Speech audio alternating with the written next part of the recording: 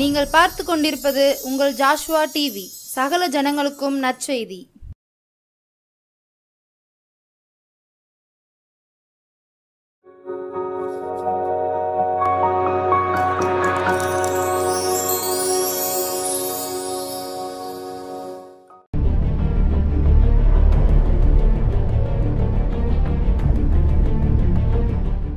Praise the Lord. இயேசு கிறிஸ்துவின் நாமத்தினாலே ஜாஷுவா டிவி அனைவருக்கும் அன்பின் வணக்கத்தையும் வாழ்த்துதலை நான் தெரிவித்துக் கொள்கிறேன். அப்படியே தலைகளை தாழ்த்தி ஆண்டு சமூகத்தில் நம்ம ஜெபிப்போம். அன்பின் பரலோக பிதாவே, இந்த அருமையான நேரத்துக்காக நன்றி செலுத்துகிறேன் தாப்பனே. இயேசப்பா, இந்த நாளில் கதையை கேட்பதற்கு முன்பாக ஆண்டவரே, எங்களை அப்படியே உங்களுடைய சமூகத்தில் எங்களை அப்படியே நாங்கள் அர்ப்பணிக்கிறோம் தாப்பனே. இயேசப்பா, எங்கள் ஆவியாத்ம சரணம் முழுவதும் உடைய கரத்தில் ஒப்பு கொடுக்கிற ராஜா, ஒரு மனிதன் ஆவினால் எங்களை நிரப்ப முடியாத செபிக்கிறோம் தாப்பனே. பரிசுத்த ஆவியானவரை எங்களை ஆட்கொண்டு நடத்த முடியாத செபிக்கிறோம் ஆண்டவரே. வழி இதுவே, இதில் நடுவுங்கன்னு சொன்ன வேத வசனத்தின்படியாக ஆண்டவரே, நாங்கள் எப்படி நடக்க வேண்டும், எவ்வாறு நடக்க வேண்டும் என்பதை எங்களுக்கு கற்றுக் கொடுங்க ராஜா. போதிங்கப்பா ஆண்டவரே. இந்த நாளில் கதையின் மூலமாக ஆண்டவரே, நாங்கள் ஆண்டவரே எப்படி அந்த கற்றுக்கொள்கின்ற வேத வசனத்தின்படியாக வார்த்தையின்படியாக நடப்பதற்கு உதவி செய்யுங்கப்பா. அடையாளை மறைத்து நீர் வெளிப்படுங்க ராஜா. ஆசீர்வதியும் வளர்த்து இயேசு மூலம் ஜெபிக்கிறோம் நல்ல பிதாவே, ஆமென். ஐயோ, கதவு தட்டுறாங்களே, நான் என்ன பண்ணுவேன்? இன்னும் கொஞ்ச நேரத்தில் அவங்க என்ன செய்வாங்க? கதவை இடித்து கதவை உடைச்சி என்ன செய்வாங்க? உள்ளே வந்துடுவாங்களே. நான் என்ன பண்ணுவேன்? நான் என்ன பண்ணுவேன்? நான் எதையாவது செய்யணுமே, நான் சீக்கிரமாக நான் செய்யணுமே அப்படின்னு சொல்லிட்டு ஒரு அருமையான சகோதரி என்ன செய்தாங்க? புலம்பி கொண்டிருந்தாங்க. இது எந்த தேசத்தில் நடந்த சம்பவம்னா, பொஹிமியான்னு சொல்லி ஒரு தேசம். அந்த தேசத்தில் அந்த தேசத்தில் ஒரு சட்டம் என்னென்னா, நம்ம வேதாகமத்தை நம்ம நினச்சக்கூடாது, அது வைக்கக்கூடாது. நமக்கு வீட்லேயோ இல்லைன்னா வெளியிலையோ நம்ம நினச்சக்கூடாது, கையிலையோ நம்ம எடுத்து எங்குமே நம்ம நினச்ச முடியாது, செல்ல முடியாது. இப்போ நம்ம வேதாகமத்தை நம்ம என்ன செய்கிறோம்? தைரியமாக ஆலயத்துக்கு எடுத்து செல்கிறோம், வெளி இடத்துல எடுத்து செல்கிறோம். நமக்கு அப்படிப்பட்ட சுதந்திரம் நமக்கு ஆண்டவர் கொடுத்துருக்கிறாரு. ஆனால் அந்த நாட்களில் இப்படிப்பட்ட வேதாகமத்தை கையில் எடுக்கக்கூடாது, அதே போல் எங்கேயும் வச்சு சேல்ஸ் விற்பனை செய்யக்கூடாதுன்னு சொல்லிட்டு ஒரு சட்டம் என்ன செய்து போடப்பட்டிருந்துச்சு. அதில் மீறி நடந்தால் அவங்கள என்ன செய்திருவாங்களாம்? அரசாங்கம் அவங்கள என்ன செய்து அவங்கள கைது பண்ணி எரித்து கொன்று போட்டுருவாங்க. அப்படிப்பட்ட சட்டம் உள்ள அந்த தேசத்தில் எப்படி சுவிசேஷம் செல்ல முடியும்? யோசித்து பார்ப்போமா? அந்த இடத்துல சுவிசேஷம் எப்படி போனது அப்படின்னு சொல்லிட்டு ஒரு சம்பவத்தை உங்கள் மத்தியில் நான் சொல்ல ஆசைப்படுறேன். வேதாகமம் எப்படி அந்த பொஹிமியா அந்த தேசத்துக்குள்ளே எப்படி வேதாகமம் உள்ளே போனது, அதனால் அந்த இடத்துல என்ன நேர்ந்தது என்பதை நம்ம என்ன செய்யப்படுறோம்? இந்த கதையின் மூலமாக, இந்த உண்மை சம்பவத்து மூலம் நம்ம அறிய போடுறோம். இப்படிப்பட்ட சூழ்நிலையில் கூட ஜான் ஹஷ் சொல்லி ஒரு தேவ ஊழியர் இருந்தார். ஜான் ஹஷ்ங்கிற ஒரு ஊழியர் இருந்தார். இப்படிப்பட்ட சூழ்நிலையில் அந்த ஊழியரை ஆண்டவர் என்ன செய்கிறார்? அந்த இடத்துல எழுப்பினார். எழுப்பினதுனால அந்த இடத்துல போய் அவர் என்ன செய்தார்? சுவிசேஷம் அறிவித்தார். ஸோ ஆண்டவர் பற்றி, இயேசுவை பற்றி வேதாகமம் உள்ளே நுழையக்கூடாது, வேதாகமம் யார் கையிலையும் இருக்கக்கூடாது, யார் வீட்டிலையும் இருக்கக்கூடாது. இப்படிப்பட்ட சூழ்நிலையில் கூட ஆண்டவர் ஜான் ஹஷ்ங்கிறவரை என்ன செய்தார்? பயன்படுத்தினார். அதில் எழுப்புன அவரை தெரிந்து கொண்டார்.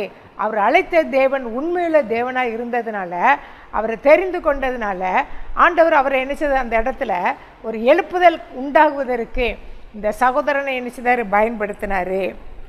அவர் அந்த ஊழியத்தின் மூலம் அந்த இடத்துல, அந்த தேசத்தில், பொஹிமியா அந்த தேசத்தில் போய் ஆண்டுடைய அன்பை பற்றி சொன்னதுனால நிறைய பேர் என்ன செய்தாங்க? ரட்சிக்கப்பட்டாங்க. நிறைய பேர் இயேசு கிறிஸ்து சொந்த ரட்சராக என்ன செய்தாங்க? ஏற்றுக்கொண்டாங்க. இயேசுவை பற்றி நல்லா அறிந்து கொண்டாங்க. இயேசு சொந்த ரட்சராக ஏற்றுக்கொண்டாங்க. அநேக பேர் அவங்களுக்கு எப்படியாவது வேதாகம் கிடைக்கப்படணும்னு சொல்வதற்காக அவங்க இடத்துல நம்ம எவ்வளோ நாள் அவங்களோடு இருக்கமோ முடியாது. ஆனால் அந்த வேதாகம், அந்த பைபிளானது அவர்களோடு இருக்கும்போது வேதாகமும் அவர்களோடு பேசும். ஒவ்வொரு நாளும் அதை இந்த வேதாகமம் வாசிக்க அவர்களை உயிர்ப்பிக்கும்.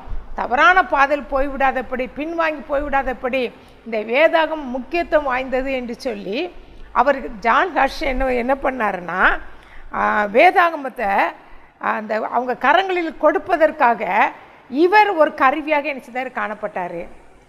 அந்த அரசாங்கத்துக்கு, கவர்மெண்ட்டுக்கு தெரியாதபடி அந்த ஜனங்களை சந்தித்து என்ன செய்தாங்க, இந்த வேதாகமத்தை என்ன செய்தார், அவர் ஆண்டவருடைய சுவிசேஷத்தை அறிவித்தது மாத்திரமல்ல, அந்த வேதாகமத்தை என்ன செய்தாங்க, ஒவ்வொரு வீடாக போய் ஒவ்வொரு நபராக போய் என்ன செய்தாராம், அந்த அந்த வேதாகமத்தை கொண்டு போய் என்ன செய்தார், கொடுத்தார். ஒவ்வொரு கரங்களில் கிடைப்பதற்கு இவர் தான் ஒரு கருவியாக என்ன செய்தாராம், காணப்பட்டாராம். இதை அரசாங்கம் என்ன சும்மா இருக்கலை. அரசாங்கம் எப்படியாவது என்ன செய்தாங்க, இப்படி எல்லாருடைய கைகளிலும் என்ன செஞ்சு வேதம் கிடைக்கப்பெற்றதுன்னு சொல்லிட்டு அந்த தகவல் கவர்மெண்ட்டுக்கு கிடைச்சது.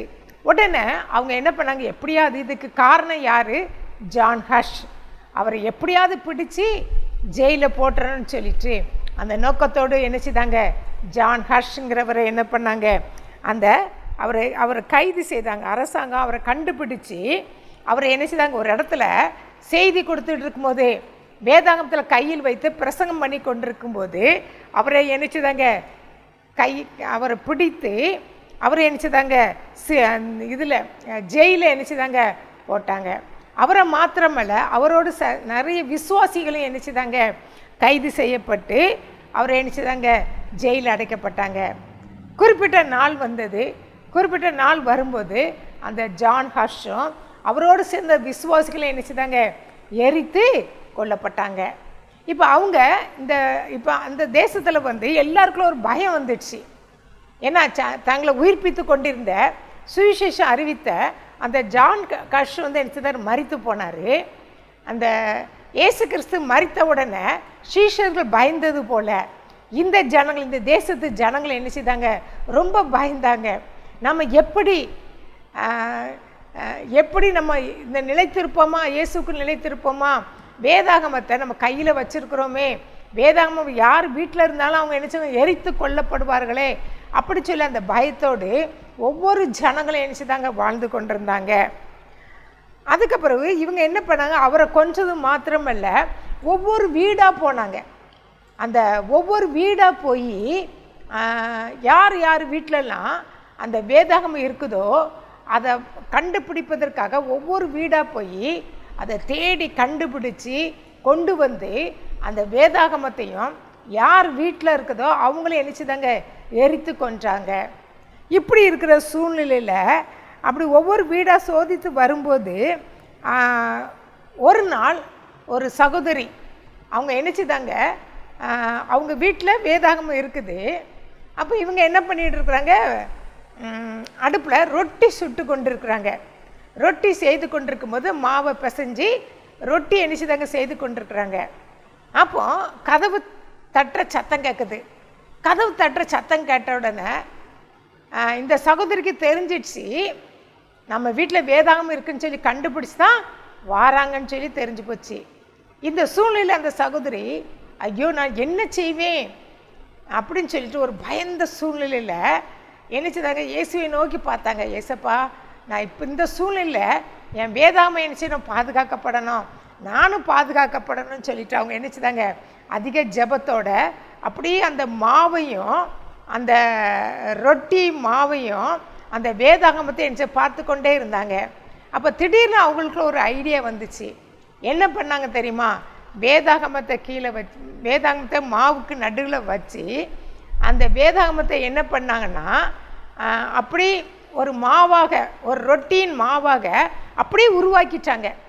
ஒரு பெரிய மாவு அந்த வேதாகமம் உள்ளே இருக்குது, வெளியில் ஃபுல்லாக மாவை கொட்டி அந்த ரொட்டிக்கு எப்படி பிசைவாங்களோ அதே போல் பெரிய வேதாகமம் சைஸ் அளவுக்கு ஒரு பெரிய ரொட்டி என்னச்சுதாங்க தயார் பண்ணிட்டாங்க. அப்போ அந்த அம்மா என்ன பண்ணாங்க, அதை கல்லில் உடனே என்ன பண்ணிட்டாங்க, அந்த ரொட்டி அப்படியே நினச்சிட்டாங்க பெரிய ரொட்டியாக. அவங்க கதவு தட்டுற சத்தம் கேட்ட உடனே அடுப்பை பற்ற வச்சு அவங்க என்ன பண்ணாங்க, அந்த ரொட்டி கல்லில் இந்த வேதாகமத்தோடு இருக்கின்ற அந்த ரொட்டி அப்படியே அடுப்பு மேலே என்ன செஞ்சிட்டாங்க, வச்சிட்டாங்க. அந்த ரொட்டி கல்லில் வெந்து அந்த கல்லை வெந்து கொண்டிருக்க அந்த ரொட்டி துண்டுகளோடு சேர்த்து இந்த வேதாகமத்தோட வச்சிருந்த அந்த ரொட்டி துண்டோடு என்ன செஞ்சிட்டாங்க, அடுக்கி வச்சுட்டாங்க. அடுக்கி வச்சுட்டு இவங்க ஒன்றும் நடக்காத போல் என்ன செய்றாங்க, அந்த ரொட்டியை சுட்டு கொண்டுட்டு இருக்கிறது போல் நின்றுக்கிட்டாங்க. போலீஸார் கதவு திறந்து வந்து என்ன செய்கிறாங்க, உள்ளே வர்றாங்க. உள்ளே வந்து எல்லா இடத்தையும் ஒவ்வொரு ரூமாக போய் என்ன செய்கிறாங்க, தேடி பார்க்குறாங்க. வேதாகமம் எங்கே இருக்குது, அவங்க எங்கே ஒளிச்சு வச்சுக்கிறாங்க அப்படிங்கிறதற்காக, எங்கே வச்சுருக்கிறீங்க சொல்லுங்க அப்படின்னு சொல்லிட்டு அவங்க ஒவ்வொரு ரூமாக ஒவ்வொரு அறையாக போய் என்ன செய்கிறாங்க, தேடி பார்த்தாங்க. சோதனை போட்டு முடிச்சு வீடு முழுவதும் என்ன செய்யிட்டாங்க, சோதனை பார்த்து முடிச்சிட்டாங்க. சோதனை பார்த்து முடித்தா டெஸ்ட் பண்ணி பார்த்ததில்ல, அங்கே வேதாகமம் அவங்களுக்குள்ள என்ன செய்யல, கிடைக்கல. அவங்களுக்கு கண்டுபிடிக்க முடியாமலே அவங்களுக்கு என்ன செய்யிட்டு போயிடுச்சு. இப்போ இந்த சூழ்நிலையில் அங்கே வேதாகமம் அங்கே என்ன பண்ணிகிட்டு இருக்குது, நம்ம பைபிள் வந்து அந்த அடுப்பில் அந்த ரொட்டி வைக்கப்பட்ட அந்த அந்த அடுப்பில் வந்து அது வந்து என்ன செய்யிடுச்சு, அந்த ரொட்டி கல்லில் வந்து இந்த ரொட்டி மற்ற ரொட்டியை போல் இது இந்த வேதாகமத்தோடு வைத்திருக்கிறது ரொட்டி சேர்ந்து என்ன செய்யுது, வெந்து கொண்டிருக்குது. பாருங்களேன் எவ்வளவு பரிதாபம், அவங்க மனசு எவ்வளோ வேதனைப்பட்டிருக்கோம். ஐயோ நம்ம வேதாகமத்தை நம்ம கையாலே நம்ம வேக வைத்து கொண்டிருக்கிறோமே அப்படின்னு சொல்லி அதை அழித்து கொண்டிருக்கின்றோமே அப்படின்னு சொல்லிட்டு எவ்வளோ வேதனை இருக்கும். அந்த வேதாகமத்தை காப்பாற்றுவதற்காக, தன்னையும் காப்பாற்றுவதற்காக அவங்களுக்கு அந்த நேரத்தில் ஏற்பட்ட சூழ்நிலைக்கு ஏற்றாப்பலாக அந்த வேதாகமத்தை அவங்க என்ன செய்தாங்க, ரொட்டி துண்டை என்ன செய்தாங்க, சுட்டு கொண்டிருந்தாங்க. ஆனால் அது அவங்க வந்து போலீஸ்காரங்க அந்த காவல் என்ன செய்யிட்டாங்க, போயிட்டாங்க. கிடைக்கல, வேதாகமம் கிடைக்கலன்னு சொல்லிட்டு அவங்க வெளியில் போன பிறகு இந்த அம்மா வேக வேகமாக ஓடி வந்து அவங்க கதவை பூட்டிட்டு, ஆனால் அவங்களுக்கு எவ்வளோ வேதனையாக இருக்கும் பாருங்களேன். வேகமாக ஓடி வந்து அந்த அடுப்பில் கல்லில் வைக்கப்பட்ட அந்த ரொட்டி துண்டை என்ன செய்கிறாங்க, அது அப்படியே எடுக்கிறாங்க வெளியில் அது எடுத்து வச்சுட்டு சூடாக இருக்குது, அதை வெளியில் எடுத்து வச்சுட்டு அது பிறகு என்ன செய்தாங்க, அதை எடுத்து அந்த ரொட்டி தூண் மேலே இருந்த அந்த ரொட்டி இதெல்லாம் வெளியில் எடுத்து போட்டுட்டு வேதாகமத்தை எடுத்து என்ன செய்கிறாங்க, பார்க்குறாங்க. அப்படியே அணைச்சி கொள்கிறாங்க. அதில் என்ன செய்யலை, ஒரு சேதமும் அணுகாதபடி ஆண்டரை என்ன செய்தாங்க, பாதுகாத்து கொடுத்தாங்க. அடுப்பில் கல்லில் ரொட்டியோடு ரொட்டியாக வெந்து கொண்டிருந்த அந்த வேதாகமம் என்ன செய்யல, ஒரு சிறிதளவு கூட அந்த அந்த ஹீட்டு அந்த அந்த அதோடைய தீ வந்து தாக்காதபடி, ஒரு சேதமாக அணுகாதபடி என்ன செய்தாங்க, ஆண்டு பாதுகாத்து கொடுத்தாங்க. வேதாகமத்தில் சாத்ராக் மேஷாக் ஆபேத்நேகோவை அக்னி சூளையில் போட்டாங்க. ஆனால் அக்னி சூளையில் போடும்போது கூட அவங்களுக்கு என்ன செய்யலை, ஒரு முடி கூட என்ன செய்யலை, கருகாதபடி ஆண்டரை என்ன செய்தாங்க, பாதுகாத்து கொடுத்தாங்க. அவர் வந்து இப்படிப்பட்ட அந்த இப்படிப்பட்ட இது காரியத்தில் கூட ஆண்டவர் தப்புவிக்க வல்லமுள்ள தேவன், ஜீவனுள்ள தேவன். அந்த சாத்ராக் மேஷாக் ஆபேத்நேகோ எப்படி ஆண்டவர் தீயில இரையாகாதபடி பாதுகாத்து கொடுத்தாரோ, அதே போல் இந்த சகோதரனுடைய வேதாகமம் தீக்கிரையாதபடி ஆண்டு பாதுகாத்து கொடுத்தாரு. உடனே இந்த சகோதரிக்கு அவ்வளவு சந்தோஷம். எடுத்து அந்த வேதாகமத்தை எடுத்து என்ன செய்தாங்க, அப்படியே முத்தமிட்டு அப்படியே அணைத்து கொண்டாங்க. அவளுக்கு ரொம்ப சந்தோஷத்தோடு என்ன பண்ணாங்களாம், அதை பாதுகாத்து கொண்டாங்களாம். அதுக்கு பிறகு இந்த வேதாகமம் வந்து அவளுடைய சந்ததி பல தலைமுறைகள் அந்த வேதாகமத்தை என்ன செய்தாங்களாம், யூஸ் பண்ணாங்களாம். வேக வைக்கப்பட்ட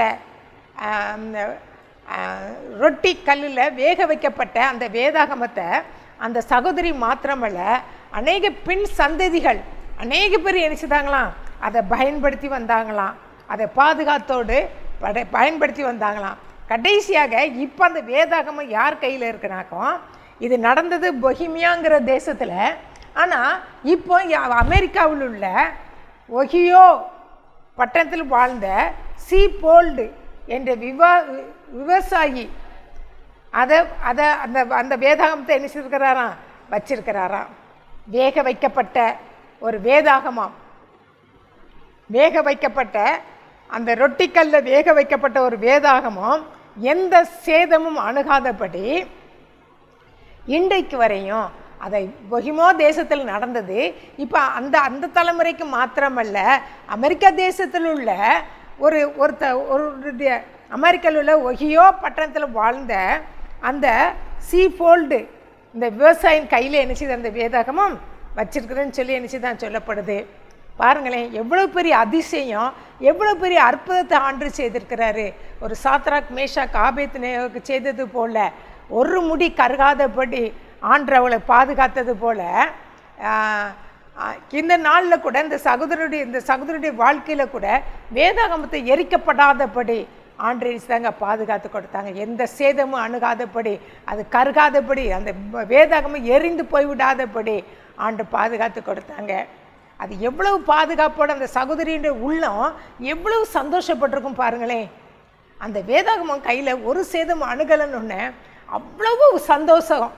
ஒரு பெரிய பொக்கிஷத்தை நான் பாதுகாத்து கொண்டேனே, ஆண்டதில் ஒரு பெரிய அதிசயத்தை செய்தாரே, அற்புதத்தை செய்தாரே அப்படின்னு சொல்லிட்டு அவ்வளவு சந்தோஷத்தோடு அந்த சகோதரி என்ன பண்ணாங்க தெரியுமா?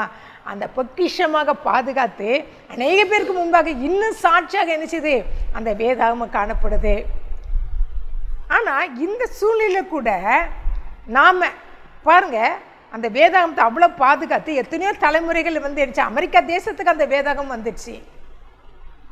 அவ்வளவு பாதுகாக்கப்பட்ட அந்த வேதாகமம் இன்றைக்கு நாம் இந்த வேதாகமத்தை நம்ம எப்படி அதை கை கொள்கிறோம், எப்படி வாசிக்கிறோம், அதை எப்படி நம்ம பாதுகாக்கிறோம், அது அசட்டையாக அப்படி எண்ணி தூர தூக்கி போடுறோமா, தூர தூக்கி வைக்கிறோமா? பாருங்க, தன் உயிரையும் துச்சமாக நினச்சி அந்த வேதாகமத்தை பாதுகாக்கிறதுக்காக அந்த கல்லின் மேல் வைத்த அந்த சகோதரி சூடான அந்த ரொட்டிக்கல் மேலே வச்சாலும் அது வேகவில்லை. இன்னைக்கு ஆண்டா அப்படி பாதுகாத்து கொடுத்தாரு. வேதாகமத்தை பாதுகாத்து கொடுத்த தேவன் வேதாகமத்தை அணைச்சி அரவணைச்சி அதை நேசித்து வாசிக்கிற அவருடைய பிள்ளைகளை பாதுகாப்பாரா மாட்டாரா? கண்டிப்பாக ஆண்டு என்ன செய்வார்? பாதுகாத்து நடத்துவார். வாழ்க்கைங்கிற பாதையில் எத்தனையோ போராட்டங்கள் வரும், எத்தனையோ பிரச்சனைகள் வரும், எத்தனையோ கஷ்டங்கள், எத்தனையோ வேதனைகள் வரும். அதன் மத்தியில் கூட நம்ம ஆண்டவரை நேசித்து ஆண்டவரை நினைத்து அவருடைய வேதாகமத்தை அவர் நமக்கு கைகளில் கொடுத்த அந்த வேதாகமத்தை நம்ம நினச்சக்கூடாது, மறக்காதபடி அதை வாசிக்கும்போது ஆண்டு நினச்ச அந்த அந்த அந்த இடத்துல கூட அந்த சகோதரி சொன்ன காரியம், அந்த துன்மார்க்க கூட்டங்கள் என்னை கொள்ளையிட்டும் உம்முடைய வேதத்தை நான் என்ன செய்யல, மறக்கலை அப்படி சொன்னதுபடி அந்த நம்ம நினச்சக்கூடாது. நம்ம கொடுக்கப்பட்ட வேதாகமத்தை நம்ம மறவாதபடி அது அனுதினமும் நம்ம நேசித்து நம்ம என்ன வாசிக்கிறோம். அதான் வேத வசனம் சொல்லுது. சங்கீதம் 119 61 72 வசனம் சொல்லப்படுது. அநேகமாயிரம் பொன் வெள்ளியை பார்க்கிலும் நீர் விளம்பின வேதமே எனக்கு நலம். அநேகமாயிரம் பொன் வெள்ளியை கொடுத்தாலும் அதற்கு ஈடு இணையாகாது இந்த வேதாகமம். அவ்வளவு உயர்வானது, அது உன்னதமானது, அது மகிமையானது, அது மகத்துவமான இந்த வேதாகமம். அது நம்மளை உயிர்ப்பிக்கும். அந்த வேதாகமம் ஒரு கஷ்டத்தின் பாதையில் நம்ம இருக்கும்போது மனிதர்கிட்ட பேசாதபடி ஆண்டோட வசனத்தின் மூலம் நம்ம பேசும்போது அது நமக்கு ஆறுதல் கொடுக்கும், அது நம்மளை தேற்றும், நம்ம அரவணைக்கும். நம்ம ஆண்டு சமூகத்தில் நம்மளுக்கு கஷ்டங்கள் வரும்போது, துன்பங்கள் வரும்போது, உபத்திரங்கள் வரும்போது அந்த நேரத்தில் அதை நினச்சி நம்ம அழுது போய் சோர்ந்து போய் விடாதபடி நம்ம நினச்சி இந்த வேதாகமத்தை எடுத்து அதை அதிகமாக நேசித்து நம்ம வாசிக்கும்போது இந்த பிரச்சனைலாம் நமக்கு என்ன செய்யாது, நம்ம கண் முன்னாடி என்ன செய்யாது நிற்காது. அந்த பிரச்சனைலாம் நம்மளை விட்டு என்ன செய்கிறோம், ஓடியே போயிடும். வேதமே நமக்கு வெளிச்சம். அந்த வெளிச்சத்தின் பாதையில் அதை நம்ம வாசித்து நேசித்து நம்ம நடக்கும்போது ஆண்டு நம்மளை என்ன செய்ய, எந்த கஷ்டமான பாதையில் வந்தாலும் ஆண்டு நம்மளை என்ன செய்கிறார், உயர்த்துகிற தேவனாக, உன்னதமான பாதையில் நம்ம நடத்துகிற தேவனாக இருக்கிறாங்க. நம்மளை அப்படியே கண்களை மூடி இந்த நாட்களில் நம்ம எப்படி வேதத்தை நம்ம நேசித்து வாசிக்கிறோம் சொல்லி இந்த நாட்களில் நம்மளே நம்ம ஆராய்ந்து பார்ப்போமா? வேதத்துக்கு நம்ம எவ்வளோ முக்கியத்துவம் கொடுக்குறோம்? இந்த சகோதரி எவ்வளோ முக்கியத்துவம் கொடுத்தாங்க, உயிரை கூட பணையும் வைத்து அவங்க என்ன பண்ணாங்க, அந்த வேதாகமத்தை என்ன செஞ்சாங்க, அடுப்பில் வேக வச்சாங்க. இன்றைக்கி நாம் எப்படி இருக்கிறோம்? அந்த வேதாகமத்தை அதிகமாக நேசித்து வாசிக்கிறோமா? அதுக்கு நம்ம உயிர் கொடுக்கிறோமா? அந்த வேதாகமம் நமக்கு உயிர் கொடுக்கும். அந்த உயிருள்ள ஜீவ வார்த்தைகளை வாசிக்க வாசிக்க நமக்கு ஜீவனை கொடுக்கிறது மாத்திரமல்ல, நம்மளை உயிர்ப்பிக்கிறது, நமக்கு ஆலோசனை கொடுக்குது. அது விலையேற பெற்றது. அதை அனைத்து நம்ம நேசிக்கிறோமா? இப்பொழுதெல்லாம் நம்ம என்ன பண்ணுறோம், வேதாகமத்தை தூக்கிறதுக்கு பதிலாக அது வெயிட்டாக இருக்குது அதுன்னு சொல்லி என்ன பண்ணுறோம், செல்ஃபோனை கொண்டு வந்துடுறோம். அதில் நம்ம என்ன செய்கிறோம், பார்த்து கொண்டு இருக்கின்றோம். அது நமக்கு தேவையா? இந்த நாட்களில் எத்தனையோ பேர் ஆலயத்துக்கு வரும்போது வேதாகமத்தை தூக்கி சுமக்கலை, செல்ஃபோனை தான் தூக்கி சுமக்கிறாங்க. இன்றைக்கு ஆண்டவர் நம்மளை பார்த்து தான் கேட்குறாரு, என்னை சுமக்க மாட்டாயா, என்னுடைய வார்த்தைகளை நீ சுமக்க மாட்டாயா சொல்லி ஏசப்பா கேட்குறாங்க. செல்ஃபோனுக்கு நீ சுமக்க வேண்டாம், செல்ஃபோன் தேவையில்லை. அதை நம்ம சுமக்க ஆண்டவர் நம்ம சுமப்பார். அந்த நம்பிக்கையோடு ஏசப்பா இதுவரையும் நான் செல்ஃபோனுங்க நான் தூக்கி எங்கே போனாலும் செல்ஃபோன் இருக்குதுன்னு சொல்லிட்டு நான் கடந்து போனேன். இனிமேல் நான் செல்ஃபோனை தூக்கி சுமக்க மாட்டேன். ஏசப்பா நீர் உம்முடைய வேத வசனத்தை நான் தூக்கி சுமப்பேன்னு சொல்லி தீர்மானம் எடுப்போமா? அநேகமாயிரம் பொன் வெள்ளியை பார்க்கிலும் நீர் விளம்பின வேதமே நலம். வேத வசனத்தின்படியாக ஏசப்பா வெள்ளியை பார்க்கிலும் பொன்னை பார்க்கிலும் இந்த வேத வசனத்தை அதிகமாக நான் நேசிப்பேன். அதுக்கு முக்கியத்துவம் கொடுக்கதை பார்க்கலாம். வெள்ளிக்கும் பொண்ணுக்கும் நான் முக்கியத்துவத்தை கொடுக்கதை பார்க்கலாம். நம்முடைய வேத வசனத்துக்கு முக்கியத்துவம் கொடுப்பேன்னு சொல்லி நம்ம தீர்மானம் எடுப்போமா? அன்பின் பரலோக பிதாவே, இந்த அருமை நேரத்துக்காக நன்றி செலுத்துகிறோம் ஐயா. எங்களோடு பேசின வார்த்தைக்காக நன்றி செலுத்துகிறோம் ஐயா. தீர்மானம் எடுத்த தீர்மானத்தில் நடப்பதற்கு உதவி செய்யுங்கப்பா. ஆசீர்வாதம் வளர்த்து இயேசு மூலம் ஜெபிக்கிறோம் நல்ல பிதாவே, ஆமென்.